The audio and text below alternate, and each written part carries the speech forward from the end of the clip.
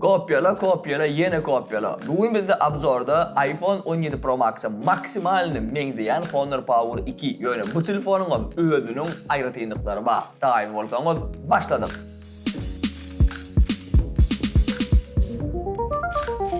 Smartphone bize abzora beğenipler için Grand Mobile dukanına kendi sağolmasına edeceğiz ve bu cağaçta kovucazat bilen devam edeceğiz. Telefonu elimize alamızda bizim gözümüze düşen zat bulun şuraya alacak iPhone 17 Pro Max'a maksimalini mengbeş dizaynı. Arkasından seyretken hakikaten hem dersten seyretsen olur tapavutlanırmak değilsen. Kıyın yönü berde bunun öz ayırtıyınlıkları var. Mesela şu 3 tane kamera. Görsünüz yalık iPhone'na kıyalık yerleştirilen yönü berde şu kameranın ölçüleri khas uludur. Bulun kiçirak iPhone'larda olsa hem mesela ölçüyü bir volya. Şeyliken bu cağaçta padloşkada şu cağaçlarında power deyip yazılısı var ve spışkan yerleşti iPhone'un tapavutlanıyor yönü onu da şeyler bir çalçak seyretsen nereden ilham alındığını Honor kampanyasının bilip oluyor. Telefonun arka krişkası yaman uvodun övüsüye belli var buruştan seyredende ol tekiz yalpırlığı 3 komponent yalık olup görünüyor. Başka var buruştan seyretkenine boyun eğen bir hilce 3 görüşük uzorlar görünüyor. Umuman aydamızda smartphone gelişikli ve uvodunca. Ergonomika elinde oturuşuna hiç iyilik söz yok. Kıymedat yukarı derecede razvisovkasam barlayan şeydip çıkıyor. Razvisovkası kendi bir qoğu değerli kendi görüşümü değerli kamera tarafı ağdınlık etkiye. Yönü telefonun materyalleri üren qoğu. Daş doğruğu alüminyden yasalan bir hilce premiumla sakla oturunluğun bilir ya. Arkası matı ve ayna yüzüm tekizce ayna bilen örtülönür.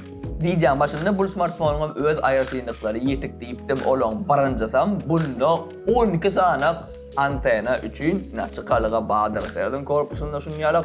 Bu değilliği ne mi? Bu değilliği telefon meselesiz ve bir anten tutması kıyın yerlerde de kösülmencik anten tutmalar demekliği anlatyanlar. Bizden keyin sorayalar ingo anten tutyan telefon hayfı deyip men şolara elmide ama Honor ya da Vivang smartfonlarını maslahat beriyen. Bu telefonun ikinci ve en esası ayrıtıyınlığı deysegem yalnızmars bulum on akümülatörü. Bu cağaçta qoğucalardan içinde bu cağaç incecik korpusta 10.080 mAh'lık bataryayı oturdular. Şu sani istip telefon şeydi koyup berekella Honor deyip deygirsagam bolya. Sebebini düşünür yani. Yangan bellek işte dizayn 17 Pro Max yatlatya. 17 Pro Max'ın içinde ne açık mAh'lık batarya oturuyor. Bağırıyor 5.000 falanca mAh'lık bataryayı oturdular. Ondan başka ne flagmanları biliyorsunuz. S25 Ultra doğru değil mi? O da şunu alacak ince yönü onun içinde de 5.000 mAh'lık bataryayı oturdular. Değerde olsa şolar yalık incelikte ulunkudan 2S dayav akümülatör yerleştirilenir. Bu değilliği telefon bilemek 2'üne meselesiz daha sonra 3'üne işlemeyi mümkün sebebi Honor özünün 6.000 mAh'lık batareyalı smartfonları bilenem bizim ulanışımızda 2'ün meselesiz işlep biliyordu. Honor Magic 7 Pro 6 Pro bilen bir hepte geziptik. Kanalda videolar bolmalı geçip görüp bilirsiniz. Bu smartphone IP68 ve IP69 standartı boyunca suudun ve tozundan qoğruğuda iyidir. Yöne beydiyliği telefonu alıp suğa sokup bolya demekliği anladınok. Eğer olun sebebi qarq olan telefonları hiç bir öndürücü garanti beriyen derler. Bu yöne bir qoğruğ. Smartfonun ölçüleri var da ise onda bu haqiqi lapata berde 6.79 düğümlük 120 Hz'lik AMOLED ekran oturdulanır.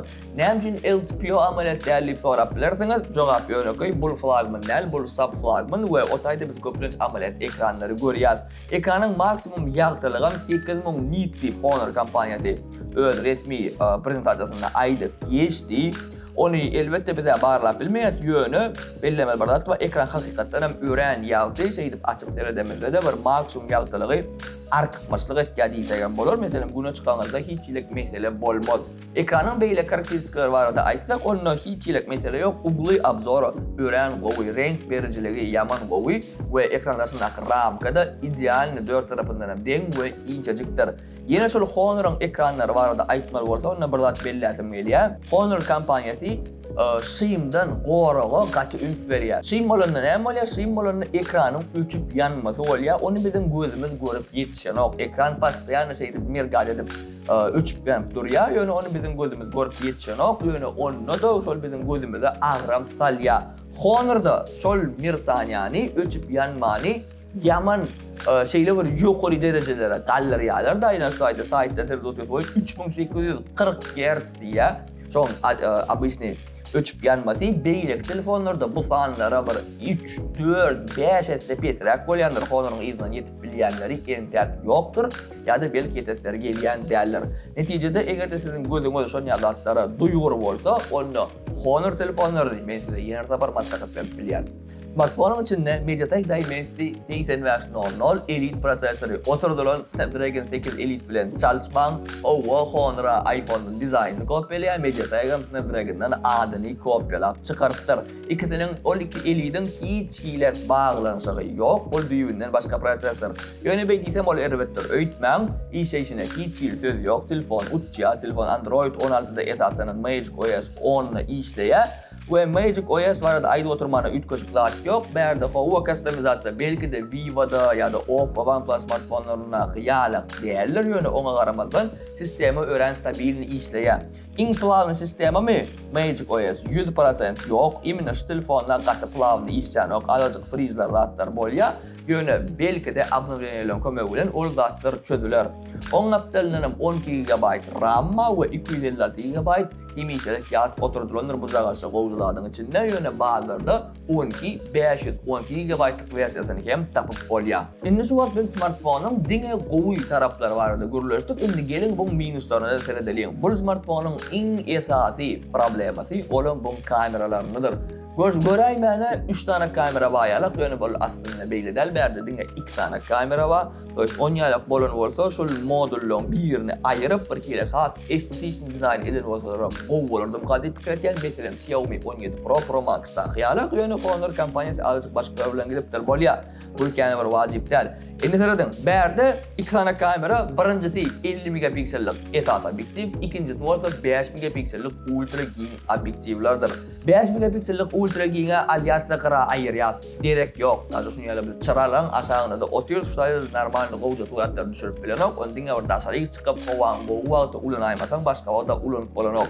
Esası 50 megapiksellik objektif ervettel 2x sıfırava zoom etmende mümkünçülük veriye kaçtıvanı yitirmeyen yönü onu da doğraymaysam bu baha segmentte bundan xas qovuz suatı düşürgen telefonları meselesi tapıp olya. Eğer de siz barken suatı düşürmeyen olsanız onu qovva alıp bilersiniz yönü eğer de siz telefon alanızda esası faktörlerin biri kamera olsa ve şuna katı insveriyen olsanız onu bu telefon men size maslahat veremem. Smartfonun komplekti var da aysak onu berde gerekli zatların kemmesi var. Şuradan çık silikonu ve çikolcuk ya kaçtıvası üren qovuy bir kere yarım plastik yarım silikon yalacak ön bunu yalak. Çikollar men Xitay önürcülerde göre baktım doğramaysam giydiryen ama üren uvodunca qovca oturuyor ve telefonun öz estetikasını bu konuk. Şerikem 80 wattlık blok bir tane çıkya ve şular yalacak Type A, Type C kabel hem çıkyandır ummaydığımızda gerek zatlan kemmesi var. Gelinin olanları o kadar kâvar neticeler cemleliğin Honor Power 2 ken sorulan telefon ken görkezay deyilen telefon ve bu telefon öz bahasına değiyemi. Eğer de kamera siz için vacip değil olsa onu şu telefon 100% öz bahasına değiye. Ne için? Davayçı pluslarını seyredelim. Birinciden Magic OS. Stabilni, kelleğini ağırtman ve meselesiz işleye. Hava bu telefonun Xitay versiyası yönü ona qaramazdan içinde Rus filan Play Market'dan hem mezatmadır korkmaklığın gerekliliği yok. Anten tutuculuğuna da hiç söz yok. İkincisi akumulatör. 10.080 mAh'lık batareya gözünüze geliyen olanlar 3-4 gün zaryada koyman meselesiz ulanıp bilyeniz ve men fikrimce bu yeniş mikali fikir etken. Ben doğru maden hem telefonlar sağıma şular yazacak akumulatör'a geçtiler. Onda xas qovular sebebine men piksel malsam men şularda günün devamında ilk sefer zaryada koymasam ulanıp normalini bilemem. Üçüncü plusam bu smartfonun ekranı yanan bellak yetişmelik berde sıyım paçti yok. Olqatı az derecelere düşürülün. Çünkü sizin gözünüzde hiç ilek nagruska düşmez.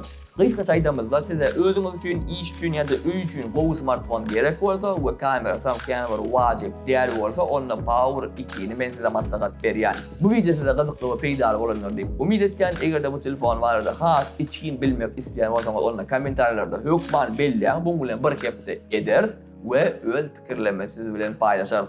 İlk videolarımızda görüşeceğiz. Hoş, sağ olun.